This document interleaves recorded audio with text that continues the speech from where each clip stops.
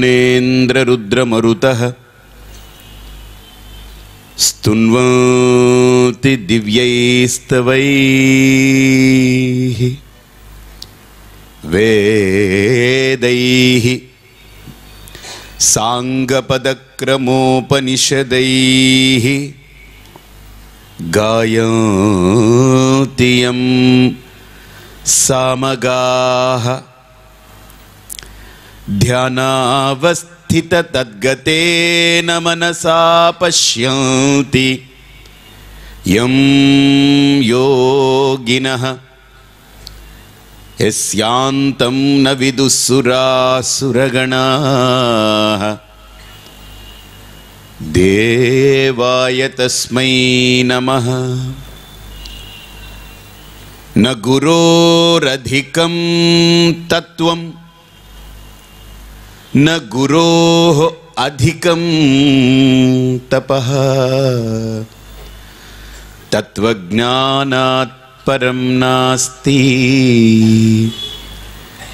तस्मै श्री గురవే నమః। ధర్మం నిలబడాలంటే కుటుంబ వ్యవస్థ పటిష్టంగా ఉండాలి. మాతృ వ్యవస్థ, పితృ వ్యవస్థ, భ్రాతృ వ్యవస్థ, పుత్ర వ్యవస్థ, గురు వ్యవస్థ, శిష్య వ్యవస్థ, అన్ని వ్యవస్థలు సవ్యంగా నడవాలి. అలా నడవాలి అనంటే మన సంస్కృతిని వాళ్ళకి నేర్పుతూ పోవాలి. అందరం దగ్గర అవ్వాలి. ఇప్పుడు దూరం అయిపోయాం, అన్నిటికీ దూరం అయిపోయాం. పూర్వం రోజుల్లో అనేవాళ్ళు పెళ్ళైతే అక్కడ అత్తగారు, మామగారు, తర్వాత ఈ తోడి కోడళ్ళు, తర్వాత బావలు, బావగారులు, తర్వాత మరుదులు అందరూ ఉండేవాళ్ళు ఇంట్లో. తర్వాత ఎలా వచ్చిందనంటే ఆ ఇంట్లో ఎవడి బతుకు వాడిది, అందరూ ఉద్యోగాలకి వ్యాపారాలకు వెళ్ళారు. అత్తగారు మామగారే ఉండేవారనమాట. వీళ్ళిద్దరితో కాలక్షేపం చేసేవారు. ఇంకా వ్యవస్థ ఎలా వచ్చిందనంటే ఇప్పుడు అమ్మాయిని ఇవ్వాలంటే బయోడేటా తీసుకుంటారు. అత్తగారు లేరంటే 50 మార్క్స్ వేసేస్తారు, ముందు 50 మార్కులు. మామగారు లేరు అని అంటే ఓకే, ఇంకో 10 మార్కులు వేయంటారు. వీళ్ళకి అన్నదమ్ముళ్ళు అప్పచెల్లుళ్ళు ఎవరు లేరంటే వేసే ఈ మార్కులు వేసాయి. ఆడపడుచులు లేరు, ఇంకో 20 మార్కులు వేసాయి. ఇంట్లో ఎవరు లేరు, వీడొక్కడే సోమలింగం ఒక్కడే ఉన్నాడని అంటే 100 మార్క్స్. ఎందుకని వీడి పిలకట్టుకోవచ్చు అనమాట. వ్యవస్థ అలా తయారైపోయింది. ఈరోజు ఇచ్చే ఆడపిల్లనిచ్చే తల్లిదండ్రులు కూడా ఎవ్వరు ఉండకూడదు, వాడొక్కడే ఉండాలి. దానివల్ల నీ కూతురు పాడైపోతుంది. వాడు ఎలాగైతే ఒంటరితనంతో మగ్గాడో నీ కూతురు కూడా ఎవరు లేకుండా ఒంటరితనంతో మగ్గిపోతుంది రేపు. వాడు భరించలేడు. ఒంటరిగా పెరిగిన వాడికండి హై పించ్ ఆఫ్ ఎమోషన్స్ ఉంటాయి, అబ్నార్మాలిటీస్ ఉంటాయి. గుర్తుపెట్టుకోండి, వాడికి ఏదో ఒక మహాత్ముడైనా అయిపోతాడు, లేకపోతే ఒక ఇన్సేన్గా అయినా బ్రతుకుతుంటాడు. వాడు ఒంటరిగా బతికిన తల్లి తండ్రి అన్నదమ్ములు లేకుండా ఒంటిపిల్లిగా బతుకుతాడు. చూసారండి, వాళ్ళు ఇన్సేన్ అయినా అయిపోతారు, లేదా సెయింట్ అయినా అవుతారు. 2 అబ్నార్మాలిటీసే. నార్మల్ ట్యూనింగ్ ఉండదు వాళ్ళకి. ఎందుకని?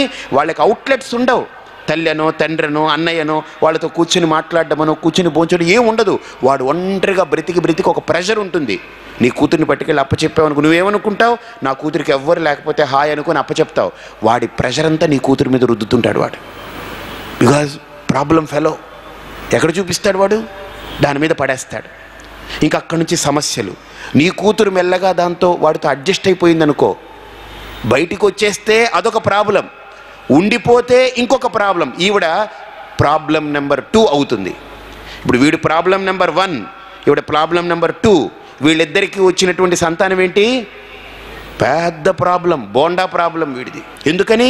తండ్రి ఇన్సేన్, తల్లి ప్రాబ్లమాటిక్. వీళ్ళిద్దరికి కలిగిన సంతతి ఎలా ఉంటుంది? ఎమోషనలీ డ్యామేజ్డ్, ఇంటలెక్చువలీ వాళ్ళు పంక్చర్డ్. అదేమీ లేదు లోపల, మనోబుద్ధులేం పంచి, ఇవన్నీ వికారాలే, అన్ని అపసవ్యాలుగా కనపడుతూ ఉంటాయి వాళ్ళకి. ఎక్కడ మనిషి బాగుపడగలడు? ఇదే దుర్యోధనుడికి జరిగినటువంటి దుస్థితి. వాళ్ళ అమ్మ వాళ్ళ నాన్నగారేమో పుట్టుగుడ్డి. ఎందుకండి ఆవిడికి అనవసరంగా అంత పతివ్రతలాగా ఆవిడ ఎన్ని కట్టేసుకోవాలి కళ్ళకి? వాడు పుట్టుగుడ్డి, ఈవిడ పెట్టుగుడ్డి. ఈవిడ గుడ్డితనం పెట్టుకుంది కావాలని. ఏమైపోతారు పిల్లలు? లెక్కలేదు ఎవరికి. పోనీ వీళ్ళు ఏమన్నా ఊరుకున్నారా? 101 మందిని పట్టుకొచ్చి పెట్టారు సమాజంలోకి. ఈ ఒక్కొక్కడు 101 మందిలో ఒక్కొక్కడు దుర్యోధనులే. దుర్యోధన, దుశ్శాసన, దుర్నిరీక్ష, దుర్ముఖ, దూవే అన్ని ధ్వంసమే. వీళ్ళందరికీ అధిపతి ఎవడు? దుర్యోధనుడు. వీడికి గైడెన్స్ ఎవరు? శకుని. అబ్బా బాబాయ్ వీడి తుంపలే వీడికి ఇంకొకడెవడు చాలా ఆప్తమిత్రుడెవడు? కర్ణుడు. వాడేంటి ఎమోషనల్లీ తల్లి తండ్రి అందరినీ పోగొట్టుకుని నేను అనాథని బాగా మగ్గిపోయినటువంటి వాడు. చూడండి, మహాభారతం అంతా ఒక సైకాలజీ. ఇలాగ ఎవరు లేకుండా, లేకపోతే సరిగ్గా బ్యాక్గ్రౌండ్ లేకుండా ఒక మనిషి అలా హై పించ్ ఆఫ్ ఎమోషన్స్కి వెళ్ళి వాడు ప్రాబ్లమాటిక్ ఫెలో అయినవాడు. వాడిని కృష్ణుడేం బాగు చేయలేదు, ఆఖరికి చావే వాడికి శరణాగతి. కాబట్టి ఆలోచించండి, మన పురాణాలు, మన చరిత్రలు, మన ఇతిహాసాలు, కావ్యాలు, నాటకాలు ఏది చూసినా ఇదే మాట్లాడుతుంది సత్యాన్ని. కాబట్టి మన ధర్మాన్ని ఎవడో బాగుపరిచేయాలి, లేకపోతే ఏదో స్వామీజీ వచ్చి బాగు చేయాలి ఎదురు చూడకండి. మీరందరూ ప్రతి ఒక్కళ్ళు ఆలోచన ప్రారంభిస్తే, మీ అందరిలో ప్రతి ఒక్కరిలో కనుక ఒక భావన మొదలైతే, ఎందుకు మనం ఆచరణ మొదలు పెడితే ఖచ్చితంగా మార్పు వస్తుంది. ఖచ్చితంగా మార్పు వస్తుంది. మనం సంపదనివ్వడం కంటే సంస్కారాలను అందివ్వాలి. ఇంకొకటి అందించినా రాదు, కొంతమందికి స్వతహాగా రావాలి. అది సంస్కారం కనుక పెరిగిందనుకోండి మనిషిలో, ఎవడేం చేయలేడండి. కాబట్టి ఇక్కడ సమదుఃఖ సుఖ క్షమి నరస్య ఆభరణం రూపం. మనిషికి ముందు అట్రాక్ట్ అయ్యేది ఎవరైనా ఒక రూపానికి. వాళ్ళు ఏమైనా ఉండనివ్వండి, ఏమీ లేకపోనివ్వండి, ముందు మనిషి చూడగానే బాగుంటే మన కళ్ళు వెళ్ళిపోతాయి అక్కడికి. వీడేంటి, ఎంత తేజస్విగా ఉన్నాడు, ఎంత డిగ్నిఫైడ్గా ఉన్నాడు, చక్కగా ఉన్నాడు, మనిషి డీసెంట్గా ఉన్నాడు, ప్లెజెంట్గా ఉన్నాడు. ఆ మనిషిని మనం గుర్తిస్తాం. నరస్య ఆభరణం రూపం. అయితే అంతటితో ఆగిపోం. వాడు ఎర్రగా ఉన్నాడు, పొడుగ్గా ఉన్నాడు, లేకపోతే ముక్కు అన్నీ బాగున్నాయనేసి వెంటనే వెంటపడం. రూపస్య ఆభరణం గుణః. బయటికి రూపం ఎంతుందో లోపల గుణం కూడా, క్వాలిటీ చూస్తాం. పర్సన్ని చూస్తాం, పర్సనాలిటీని చూస్తాం. పర్సన్ని చూసి పడ్డామా అయిపోయింది, అంతే, నాశనమే. పర్సన్ని చూడాలి, బట్ రెండో స్టెప్, ఇంకొక అడుగు ముందుకేయాలి, పర్సనాలిటీ చూడాలి. ఎప్పుడు ప్రేమ తప్పు అవుతుందనంటే, ఎప్పుడు ప్రేమ తప్పుదో పడుతుందనంటే, మొట్టమొదట తన్ను తాను ప్రేమించుకోవడం చేతగాని వాడు కనుక ఎదుటిదాన్ని ప్రేమిస్తాననంటే, నా ఇల్లు బాగు చేసుకోలేని వాడు ఊర్లో ఇళ్ళంతా బాగు చేస్తున్నట్టు ఉంటుంది. ఒక వ్యక్తి ప్రేమ ఎప్పుడు తప్పు కాదండి, కానీ మన శాస్త్రం అంటుంది ముందు తన్ను తాను ప్రేమించడం నేర్చుకోవాలి. అసలు ప్రేమ తనలో డిస్కవర్ చేయాలి. వాడిని ఎవరినో చూస్తే నాకు ప్రేమ కలిగిందంటే పొరపాటు. నాలోనే నాకు ప్రేమ కలగాలి. ప్రేమ అనేది నాలో నుండి పుట్టుకు రావాలి, ఎవడి వల్ల రాకూడదు. ఎవడి వల్ల వస్తే ఇంకో దాని వల్ల పోతుంది, వీడి వల్ల వచ్చింది ఇంకోటి రాగానే పోతుంది. దీన్ని గుర్తుపెట్టుకోండి. నాలో కలిగే ప్రేమకి బయట కారణం కాకూడదు, నాలోనే కారణం అవ్వాలి. కాబట్టి ఇక్కడ ఆలోచించండి. రూపస్య ఆభరణం గుణః. రూపాన్ని చూసి ఆగిపోకూడదు, గుణప్రధానం. గుణస్య ఆభరణం జ్ఞానం. మంచివాడే కానీ తెలివి తక్కువాడు అనుకోండి, మనం పడలేం. మంచివాడే ఏంటి, ఆవిడంటుంది, స్వామి నేను సిట్ అంటే సిట్, స్టాండ్ అంటే స్టాండ్, కానీ ఏమీ చేత కాదు, అలా నిలబడి ఉంటాడు ఆయన. అంటే అప్పుడు ముందుకెళ్తాడు ఆయన. ఇది ప్రయోజనం ఏం లేదు. మంచివాడే కానీ జ్ఞానం ఉండాలి, విచక్షణ, ఆ వివేకము, ఆ స్పాంటేనిటీ, ఆ స్కిల్స్ ఎగ్జిబిట్ చేయడం, ఆ లోపల ఆ ఎనర్జీ లెవెల్స్ చాలా ఎక్సలెంట్గా ఉండగలగాలి. బయటికి అందంగా ఉన్నంత మాత్రాన సరిపోదు, ఆకర్షణీయమైన బట్టలు వేసుకున్నంత మాత్రాన సరిపోదు, గుణంలో కూడా ఆ క్వాలిటీ ఉండాలి. అలాగనే బుద్ధిలో కూడా క్వాలిటీ ఉండాలి. రూపస్య ఆభరణం గుణః, గుణస్య ఆభరణం జ్ఞానం. కానీ ఇన్ని ఉన్న ఆఖరణ అంటుంది ఆ శ్లోకం, జ్ఞానస్య ఆభరణం క్షమా. నా దగ్గర మంచి స్ఫురద్రూపిని బాగుండొచ్చు, నాకు అన్నీ కలిసి రావచ్చు, నాలో కూడా మంచి మంచి క్వాలిటీస్ ఉండొచ్చు, నేను మంచివాడినే, నేను చాలా ప్యూర్గా బిజినెస్ చేస్తాను అని వాడండి యూజ్లెస్ ఫెలో, వాడు మంచోడు కాదు అన్నాం అనుకోండి, నీ గుణం అక్కడే పోయింది. నేను మంచివాడిని యాక్సెప్ట్ చేయి, వాడు పనికి మాలిన వాడు, నీ చేతుల్లో లేదు, నువ్వు అనడానికి హక్కు లేదు, నువ్వు అనకూడదు కూడా. నీ మంచితనాన్ని పెంచుకుంటూ పో. నీ మంచిని వాడికి ప్రేరణ చేయి, ప్రేరణ కలిగించు. అంతేగాని వాడు పనికి మాలిన వాడని చేయబెట్టి చూపే హక్కు ఈ భూమి మీద ఎవడికి ఇంకొకటి మీద లేదు. కాబట్టి క్షమ. అందుకనే ఇక్కడ అంటుంది, ఎంత అద్భుతమైనటువంటి శ్లోకమో చూడండి. క్షమా శస్త్రం కరే యస్య దుర్జనః కిం కరిష్యతి. మన చేతిలో క్షమ ఉందనుకోండి, దుర్జనుడు కూడా ఏం చేయలేడండి. ఆ క్షమ అనేటువంటిది ఏం తెలుసండి? పనికిరాని అంటే పనికి మాలినతనం కాదు, అసమర్థత కాదు. అన్నీ ఉండి కూడా నేను అలాగా నిండుకుండలా తొనక్కుండా ఉండగలిగితే అదండి క్షమ. అది క్షమ. నమ్మండి, శంకర్లు అంటారు క్షమ అంటే నీకు చేతగానితనంతో, రే నేను నిన్ను క్షమించేస్తున్నాను రా, నన్ను ఏమిటనుకున్నావని వీడికి చేతగా కానియటం కాదు. అది వాడు కొట్టడానికి వచ్చాడనుకునే, నా కొట్టడం చేతగా కనుకున్నావా, నేను క్షమించేస్తున్నాను. కాబట్టి చేతగానితనాన్ని కాదు, అన్ని చేతనయ్యుండి వాడు ఓర్పుతో ఉండగలగడం, అక్కడ క్షమ కనపడుతుంది. మహాభారతంలో కృష్ణుడు అంటాడనమాట, ఒక పాత్ర ఏంటనంటే విరాటరాజు కొలువుకి వెళతారు వీళ్ళు అజ్ఞాతవాసంలో. చూడండి ఎంత గొప్ప సెన్సిటివ్ యాంగిల్. ధర్మరాజుని మంత్రి కింద ఆ రాజుకి ఈ ఆడడం లేకపోతే సలహాలు ఇవ్వడం దాంట్లో పెట్టేస్తాడు. వీడికి ఇదే దురద, ఇదే పని వీడికి. ఎక్కడికి వెళ్ళినా డైస్ పట్టుకెళ్ళి మందు ఇప్పుతాడు, దాన్ని ఆడతావా అంటాడు వీడు. ఈ పిల్లలు ఉండేవాళ్ళు వాళ్ళు చూడండి, ఏ ఊరు వెళ్ళినా అక్కడ ఏదైనా బొమ్మ ఆడుకుందామా అని ఓపెన్ చేసి ఇదే దొరద ఇతనికి. ఈ ధర్మరాజు దగ్గర ఉండే పెద్ద అధర్మం అదొక్కటే, అది ఆడేస్తాడనమాట దొరద. మళ్ళీ కావాలని కృష్ణుడు అక్కడే పెడతాడు. ఆయన భీముడిని తీసుకెళ్ళి ఎక్కడ పెడతాడు? ఎక్కడైతే వీడికి దొరద, నోటికి దొరద, తిండి విపరీతంగా తిండి పట్టుకెళ్ళి ఆ వంటగదిలో పెడతాడు. నకుల సహదేవులు కొద్దిగా వాళ్ళు ఒక రకంగా దే ఆర్ బ్యాలెన్స్డ్ పీపుల్. వాళ్ళని గుర్రపు శాలల్లో, అశ్వశాల లేకపోతే గజశాలల్లో పెడతారు. వాళ్ళని అక్కడ ఉండి అవన్నీ చూసుకునేదానికి. కానీ అర్జునుడిని ఎక్కడ పెట్టాలి? వీడిని ఎక్కడ పెట్టినా వీడు తట్టుకోలేడు, బయటపడిపోతాడు వీడు. వాళ్ళైనా బయటపడడానికి 1 సంవత్సరమో 2 ఏళ్ళో పడుతుంది. ఈలోగా అజ్ఞాతవాసం అయిపోతుంది. అర్జునుడు ఒక్కరోజు కూడా ఉండలేడు, తట్టుకోలేడు.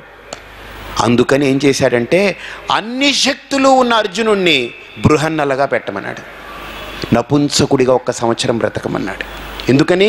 నీ దగ్గర అన్ని శక్తులు ఉన్నాయి, కానీ ఆ శక్తుల్ని నువ్వు ఎగ్జిబిట్ చేయకుండా ఉండాలంటే నపుంసకుడిగా చావు అన్నాడు ఆయన. అంతే. 1 సంవత్సరం అర్జునుడు ఎలా చచ్చాడో ఆలోచించండి.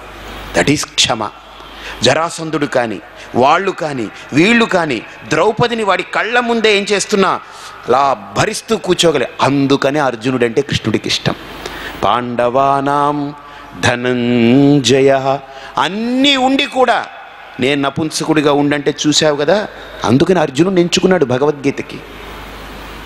అందుకనే అర్జునుడిని మళ్ళీ దెప్పి పొడుస్తాడు భగవద్గీతలో.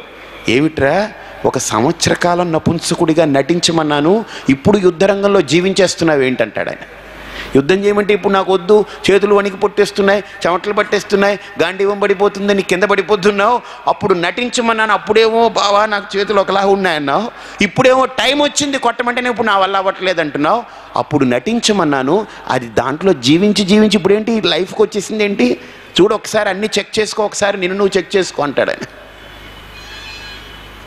ఒక్కసారి నిన్ను నువ్వు చెక్ చేసుకో, నువ్వు అర్జునుడివో కాదో, నువ్వేంటి? అకీర్తికరం అర్జున క్లైబ్యం మాస్మగమ పార్థ. క్లైబ్యం అంటే క్లీబస్య భావం, నపుంసకత్వంగా. ఏమిటిది? నైతత్వయుపపద్యతే క్షుద్రం హృదయ దౌర్బల్యం త్యక్తోత్తిష్ట పరంతప అంటాడు. కాబట్టి ఇదంతా సైన్స్, ఇది సైకాలజీ ఇదంతా. కాబట్టి క్షమా ఇక్కడ అంటుందన్నమాట, క్షమా శస్త్రం కరే యస్య దుర్జనః కిం కరిష్యతి. నా దగ్గర క్షమ ఉందనుకోండి, ఒకవేళ దుర్జనులు నలుగురు నన్ను చుట్టుముట్టారనుకోండి, నాకు అన్ని శక్తియుక్తులు ఉన్నాయి, వాళ్ళు నన్ను సూదిపోటు మాటలు మాట్లాడుతున్నారు లేకపోతే ఇంకోటి చేస్తున్నారనుకోండి, I don't need to react. Reaction ఎప్పుడు వస్తుందనంటే, నేను నా దగ్గర ఇంత శక్తి ఉంది, వీడు నన్ను మాట్లాడడం ఏంటి అనుకున్నప్పుడే రియాక్షన్స్ వస్తాయి. ఆ అహం వచ్చినప్పుడే రియాక్షన్ వస్తుంది. అంటే ఇక్కడ ఇండైరెక్ట్గా ఆయన చెప్పడం ఏంటనంటే సంతుష్ట సతతం యోగి అంటాడు. కాబట్టి దానికి ఒక ఎగ్జాంపుల్ ఇస్తారు. అత్రునే పతితో వహ్ని స్వయమే ఓపశామ్య. మట్టి భూమి మీద పడింది అనుకోండి నిప్పు కణిక, అది ఏమవుతుంది, కొంతసేపు అలా ఉండి ఉండి ఉండి ఆరిపోతుంది, బొగ్గు కింద అయిపోతుంది. అదే గడ్డి ఉన్నటువంటి ఫీల్డ్లో పడింది అనుకోండి నిప్పు కణిక, దానికి ఇంకా పట్టేస్తుంది, మొత్తం అన్నిటిని కాల్చి కాల్చి కాల్చి ఒక నిప్పు కణిక మొత్తం అడవినంతా కూడా నిప్పు నిప్పు చేసేస్తుంది.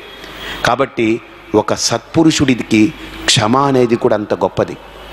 వాడి దగ్గర క్షమ అనేటువంటిది ఉంటే అసలు ఏమీ జరగదండి. ఒకవేళ వాడిలో కోపం వచ్చినా ఆ కోపం ఎలా అవుతుందని అంటే, ఆ సత్పురుషుడికి అతృణస్థానే పతితః వహ్నిః అంటే గడ్డి లేని ప్రదేశంలో బీడు బట్టి కేవలం సౌటి భూమి మీద గట్టి భూమి మీద పడ్డటువంటి నిప్పు కణిక ఎలాగైతే స్వయంగా ఉపశమనం అయిపోతుందో, అలాగనే సత్పురుషుడికి ఒకవేళ ఆ క్షమ వల్ల ఓర్పుతో కొంత భరించలేక కోపం వచ్చిన అగ్ని, కోపం కదండి, ఆ కోపం అనేటువంటి అగ్ని వచ్చిన మెల్లగా అది సద్దుమణుగుతుంది.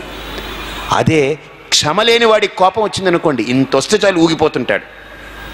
పక్కోడు కూడా అంటాడు, ఏంరా నువ్వు మనిషివే, నువ్వు కడుపుకు అన్నం తింటున్నావా అంటే వీడు ఊగిపోతాడు. నేను అన్నం తింటున్నాను, ఏం తింటున్నానని వీడు ఊగిపోతుంటాడు. ఈ మాటలన్నీ మనిషిని ఊపుతుంటాయి. చూడండి, మనల్ని కొంతమంది ఇరిటేట్ చేస్తారు మాటలతోటి. అక్కడ మీ మైండ్ని ఒక్కసారి ట్యూన్ చేయండి, ఒకసారి. నిజంగా కోపం తెప్పించినప్పుడు కోపం వస్తే సహజం అది. ఎందుకనంటే మనం ఒక ఆవు దగ్గరికి వెళ్ళి అలా పొడుస్తున్నాం అనుకుంటే అది ఇలా అంటుంది, అది సహజం. ఒక కుక్క దగ్గరికి వెళ్ళి దాన్ని ఇలా కలిపెట్టామనుకోండి పైకి ఒక రొక్కు రొక్కుతుంది, అది సహజం. జంతువులు సహజంగా దాడి చేస్తాయి. కానీ మనిషి మనల్ని ఇరిటేట్ చేస్తున్నప్పుడు మీరు ఒక్కసారి లోపల అలా అంతర్ముఖత చెంది ఒక్కసారి మిమ్మల్ని మీరు హ్యాండిల్ చేయడం నేర్చుకోండి. మీరు నిజంగా వాడు ఒక 10 నిమిషాలు మిమ్మల్ని ఇరిటేట్ చేసే మాటలు మాట్లాడినప్పుడు మీలో చలనం లేకుండా అలా కనుక దాన్ని హ్యాండిల్ చేయడం మొదలు పెడితే ఒక్కసారి ఆలోచించండి, ఎంత అసలు మీకు మీ లోపల ఆత్మబలం పెరుగుతుందో, మీ మీద మీకే కాన్ఫిడెన్స్ లెవెల్ పెరిగిపోతుంది. మీరు రియాక్ట్ అయిపోతే గొప్ప కాదండి. రియాక్ట్ అవ్వడం, పశువు రియాక్ట్ అవుతుంది, కుక్క రియాక్ట్ అవుతుంది, పులి, సింహం, జంతువులన్నీ రియాక్ట్ అవుతాయి. కానీ నాలో వచ్చే రియాక్షన్స్ని కూడా నేను దాన్ని డైల్యూట్ చేసుకోగలిగితే ఎక్సలెంట్ అది. అంటే నా మీద నేనే విజయం సాధించిన వాడిని అవుతాను. తన్ను తాను సాధించుకున్నవాడు ఈ లోకంలో ప్రపంచాన్ని ఫుట్బాల్ లాగా ఆడుకోవచ్చండి వాడు. ఒకసారి ఒక పెద్ద సభ జరుగుతూ ఉంటుంది, అంటే భజన గోష్ఠి. ఓ భక్తుడు, చాలా గొప్ప భక్తుడు, అంటే సామాన్యంగా బొట్టు పెట్టి ఊరినే ఎగిరేయడం కాదు, వాడికి చాలా అవగాహన ఉన్న భక్తుడు, కొద్దిగా సాధన ఇవన్నీ చేస్తున్న భక్తుడు, సద్గురువుని ఆశ్రయించిన వాడు భజనలో కూర్చుని ఉంటాడు. ఒక ఆవిడ ఏంటంటే ఆవిడికి రోజు తిట్టడమే, ఎవరినో ఒకరిని పట్టుకుని తిడుతూ ఉండడమే ఆవిడికి. ఆ గోష్ఠిలో వీడిని పట్టుకుని ఈరోజు వీడు వచ్చాడు, వీడు పెద్ద భక్తుడి కింద, వీడి మొహం తగలయ్యా, అలా తిడుతూ ఉంది ఆవిడ. ఆ పక్క వాళ్ళు అన్నారు, ఏమయ్యా నిన్న ఆవిడ తిడుతుందని అంటే, నన్ననే ఎందుకు అనుకోవాలి, ఇక్కడ ఎంతమంది కూర్చున్నాం, 50 మంది కూర్చున్నాం, 50 మందిలో ఎవరినైనా తిట్టొచ్చు అన్నాడు వాడు. అప్పుడు వీడు అన్నాడు, అమ్మా నువ్వు ఎవరిని తిట్టావని వీడికి డౌట్ వచ్చింది పక్కవాడికి. వీడు భజన ఆపేసి, అమ్మ నువ్వు ఎవరిని తిట్టా అంటే, అది వాడిని అనింది. అప్పుడు మళ్ళీ వెళ్ళి, ఇదిగో చూసావా నేను చెప్పాను కదా, మమ్మల్ని ఎవరిని కాదు నిన్నే. ఆడన్నాడు, ఏం నా పేరు పెట్టి తిట్టిందా అన్నాడు ఆవిడ. మళ్ళీ వీడికి డౌట్, మళ్ళీ వెళ్ళాడు, ఏమ్మా నువ్వు పేరు పెట్టి తిట్టలేదుగా. వాడి పేరు ఏంటి తెలుసా, సుబ్బారావు, ముష్టి సుబ్బారావు కదా, పనికి మళ్ళీ తిట్టింది. ఇదిగో నిన్నే తిట్టింది, సుబ్బారావు అట, ముష్టి సుబ్బారావు తిట్టింది నిన్నే. గుహారి పిచ్చివాడా, ఇక్కడ ఎంతమంది సుబ్బారావులు ఉన్నారో కనుక్కో అన్నాడు. వీడు భజన చేసుకుంటూ ఉన్నాడు. వీడు బయటికి తిరిగాడు మళ్ళీ, ఏమైనా నీ పేరేంటి, నీ పేరేంటి, నీ పేరేంటి, నీ పేరేంటి, నీ పేరేంటి, నీ పేరేంటి. అందులో ఒక్కడు బయటపడ్డాడు, నా పేరు సుబ్బారావు అన్నాడు. వీడికి గుండెలు జారిపోయింది, వీడికి స్థిమితం లేదు. వీడు మళ్ళీ వెళ్ళి, అమ్మ 2 సుబ్బారావులు ఉన్నారట, వాడు సుబ్బారావు, నువ్వు ఎవరిని తిడుతున్నావు. వీడికి మండిపోయింది, వెళ్ళింది, నిన్నే తిడుతున్నాను, నీకు సిగ్గు లేదా, నీకు శరం లేదా, నీకు అది లేదా, నువ్వు ఏం తింటున్నావు కడుపుకి, ఓ నోటుకు వచ్చినట్టు తిడుతూ ఉంది. వాడు అన్నాడు, అమ్మా నువ్వు ఎంత బాగా తిట్టావమ్మా నన్ను అన్నాడు. అని అడిగి ఆవిడికి ముందు అసలు షాక్ వచ్చేసింది. వీడు ఏంటి అసలు, వీడు మనిషి ఏంటి, వీడికి ఏమి రావట్లేదు, ఎందుకు నువ్వు అలా ఉన్నావు. అమ్మా నీలాంటిదే నా పెళ్ళామమ్మా, అలవాటు పడ్డాను బాగా. ఆవిడికి ఇంకా డిగ్రీ ఎక్కువ, నువ్వైనా సిగ్గు లేదా, శరం లేదా, నువ్వు కడుపుకి ఏం తింటున్నావు, నువ్వు మనిషివే అని అంటుంది. మా ఆవిడ డిగ్రీ 3rd డిగ్రీలో ఉపయోగాలు ఉంటాయి, అది కుమ్మించుకొని నీదంతా చిచిచి సింపుల్. బాటా చెప్పులు వాడిన వాడికి బయట రోడ్డు మీద ప్లాట్ఫామ్ చెప్పులు ఎలా ఉంటాయి అలా ఉన్నాయి నీ ప్లాట్ఫామ్. నీది పెద్ద స్టాండర్డ్ కాదు నీ. Nothing makes me anything, nothing tickles me. నన్ను ఏం చేయట్లేదు. ఎందుకని? మా ఆవిడతో నేను అంత సాధన చేసి ఆ స్థితప్రజ్ఞుడిగా మార్చింది మా ఆవిడ నన్ను. Hats off. భార్య ముందు గురువు వాడికి మార్చేసింది ఆవిడ. కాబట్టి ఇక్కడ క్షమ అనేది వాళ్ళు వాలంటరీలీ వచ్చింది, అది ఇన్వాలంటరీలీ కాదు, వాలంటరీగా వచ్చేసింది. కాబట్టి ఆలోచించండి. ఇక్కడ ఏమో మీరు అందరు నవ్వారంటే మీ అనుభవాలు ఏమిటో నాకు తెలియదు. నేనేం మిమ్మల్ని ఎవరిని ఉద్దేశించి నేను ఇదిగో మళ్ళీ దయచేసి ఎవరిని నా మీద I cannot become sitting duck for anything. So I cannot duck for everybody's feelings. So కాబట్టి ఇక్కడ ఆలోచించండి. ఒక మనిషి ప్రిపేర్ అయిపోతాడండి ఈ లోకంలో. నేను భరించలేనంటాడు. గుర్తుపెట్టుకోండి, ఒక గాయం అవుతుంది, గుర్తుపెట్టుకోండి. క్షమ అనేది చెప్తాను. ఒక గాయం అయిందనుకోండి, డాక్టర్ గారి దగ్గరికి వెళ్ళామనుకోండి, మీరు చూడండి, గుర్తుపెట్టుకోండి, ఫస్ట్ డే దాన్ని ఇలా క్లీన్ చేసి అన్నీ చేసి కట్టు కడతాడు కదా. రెండో రోజు రమ్మంటారు, 3 రోజుల తర్వాత రమ్మంటారు, మళ్ళీ ఓపెన్ చేసి క్లీన్ చేసి కట్టు కడతానని. 3వ రోజు వెళ్ళేటప్పుడు ఆయన విప్పుతుంటారు కదా, డాక్టర్ గారు కొద్ది మెల్లగా అండి, కొద్ది మెల్లగా అంటాడు. ఆయన విప్పుతున్నారు అనుకోండి, విప్పిన తర్వాత అంతా క్లీన్ చేస్తారు, అంతా అయిపోతుంది. మెల్లగా ఇచ్చేసి కట్టుతారనమాట. అంతా అయిపోయి కట్టేటప్పుడు ఆ టచ్కి, ఆ ఫీలింగ్స్కి, ఆ మాట్లాడేటప్పుడు ఆ వాతావరణం అంతా హాయిగా ఉంటుంది, మెల్లగా హాయిగా ఉంటుంది. ఉండేదేమో వ్రణమే, కానీ అక్కడ ఎందుకు ఆనందాన్ని పొందుతున్నాడు వాడు? ఆ వ్రణం మీద నుంచి దృష్టి తప్పించుకున్నాడు వాడు, దాటింది. మనం భోంచేస్తుంటే ఒకసారి ఆతృత, మంచి పదార్థం ఏదో తినాలని ఆతృతతో నాలుక ఏం చేస్తుంది? తినాలని కొద్దిగా ఎక్కువ జాపుతుంది. ఆ పళ్ళ మధ్యలో కచక్కమని పడుతుంది. బా, ఇంకా ఎలా ఉంటుందనంటే, నిజంగా ఆ నాలుకను కనుక ఏ అమెరికాకి వెళ్ళినప్పుడో లేకపోతే ఏ ఫారిన్ కంట్రీకి వెళ్ళినప్పుడో ఎవడో వచ్చి అక్కడ ఏంటంటే ముద్దు పెడతారనమాట. అక్కడ మామూలుగా చేత్తో ఇచ్చారు, అప్పుడు కొరికితే వాడిని చంపేస్తాం అక్కడే. కానీ ఇక్కడ కొరికింది ఎవరు? నా పన్ను. కొరకబడింది ఎవరు? నా నాలుక. ఇప్పుడు పంటి మీద ద్వేషం వస్తుందా? నాలుక మీద ప్రేమ కలుగుతుందా? అసలు ద్వేషమే ఉండదు. పాడు పళ్ళు తగలయా, దీన్ని రాళ్ళగొట్టాలి అనుకుని రాళ్ళగొట్టామనుకోండి, మళ్ళీ బాధ మనకే, ఇంకో రెండో బాధ. కాబట్టి పంటి గురించి ఎక్కువ పట్టించుకోం, నాలుక గురించి ఎక్కువ పట్టించుకుంటాం. అలాగనే ఇది ఈశ్వర ప్రకృతి అనుకున్నప్పుడు, ఇదంతా పరమాత్మమయం అనుకున్నప్పుడు, ఇక్కడ ఏది నన్ను బాధ పెట్టినా యాక్సెప్ట్ చేయగలను నేను. ఎందుకని? బికాస్ సమదుఃఖ సుఖ క్షమీ.